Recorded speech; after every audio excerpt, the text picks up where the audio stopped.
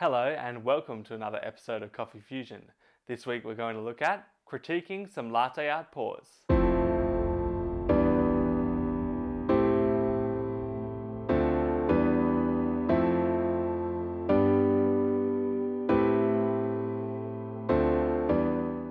Hey everybody, and welcome back to another episode of Latte Art 102. In this episode, what I'm going to do is teach you how you can use your latte art videos to critique yourself and improve your latte art. So one of the big reasons I first started doing YouTube videos way back when was so that I could record my latte art when I was pouring it and watch it and look back at what I did well and what I didn't do well so that I could improve. And certainly as time has gone on, more and more people have started to post videos of latte art, and it means that you can watch your own pours and compare them to the latte artists that you really respect and you think are doing a really good job, and see what you can do to improve your latte art. So what we're going to do is look at a few outtakes from pours of the week over the last few weeks, and we're going to look at the latte art and see the point where it went wrong, so that next time we pour the same pattern, we can think about how we'll pour it better.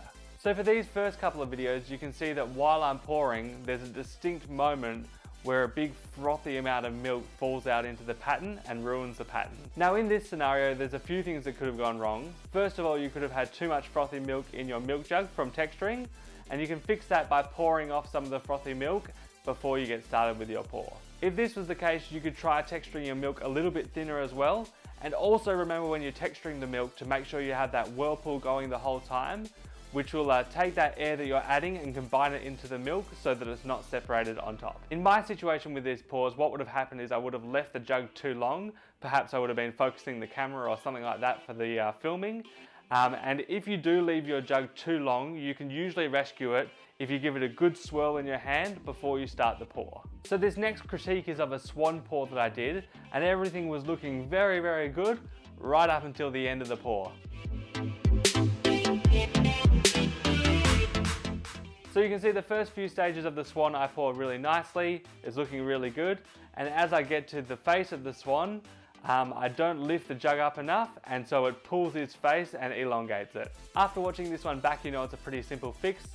Just make sure you lift up a little bit more before you pull through. Also, the other reason this could happen is if you have an almost empty jug. So in that case, you've got to make sure you have a little bit more milk in your jug so you're not running out of milk as you're finishing off the pour. In this third critique, you can see I had the opposite issue. So I've set the crema nicely for a rosetta, and then I've pushed my jug down to start pouring, and I've started wiggling before I'm close enough to the surface of the crema. And if you've seen my video on the rosetta, you'll know what this is going to do. It's going to cause the pattern to wash out, and you can see as I'm wiggling back and forth, it's a few wiggles back and forth before I start actually drawing the pattern onto the surface of the crema. The last pattern we're going to critique of mine is this swan pour I did. You can see I started off with a really nice wing at the bottom of the pattern, and then instead of pushing in the bulb and starting the swan pattern, I decided to do something a little bit different. So I added an extra bulb in, and you can see now I have no room left in the cup to pour the pattern that I actually wanted to pour, and the attempt at a swan is all really pushed together because there was no room to try and fit it into the cup. Most of the time when a pour like this happens, it's because you don't have a really clear idea of what you want to pour before you actually start pouring. And I recommend before you go to make your coffee that you think about what kind of latte art you want to pour, the different steps involved in that pour, and then that way you'll execute it a lot nicer than if you start pouring and then decide what you want to do. Now I'm going to have a look at this pour from a long-time Coffeefusion follower, Chris. And when I posted that I was going to do this video, he was brave enough to send in a video of his latte art. So let's have a look at it together and see how Chris can improve his latte art. So we can see that Chris sets the crema really nicely. He's poured around all of the cups so that the surface is going to be nice and even to pour into. But when it comes time to start his pour, he's pouring a little bit too far at the back of the cup, and that does a couple of things. First thing is if he's starting too far at the back of the cup, then he can't get that wrap around for the rosetta that you see in that nice classic pour. Secondly, if you're pouring too far at the back of the cup, you don't get that milk flowing, and the rosetta is all about that milk flow because it helps you get that nice symmetry. You're just wiggling away, and the milk flow is pushing that wiggle around in the cup and helping you to get that nice even leaf from side to side. So Chris, when you're pouring your rosetta, I recommend once you've set the crema, to start pouring into the center. Move your jug down so that it's closer to the canvas. Start that wiggle back and forth. Watch the pattern wrap around, and then do as you were doing, moving back towards the back of the cup. Thank you so much, Chris, for being the guinea pig on this one. I think if there's a few more of you that want to send in some videos, we might do a second video in this style where I critique your pours. So if you're feeling game like Chris was, you can send in your videos to the Coffeefusion Facebook page, and if we get enough, we'll do a second video.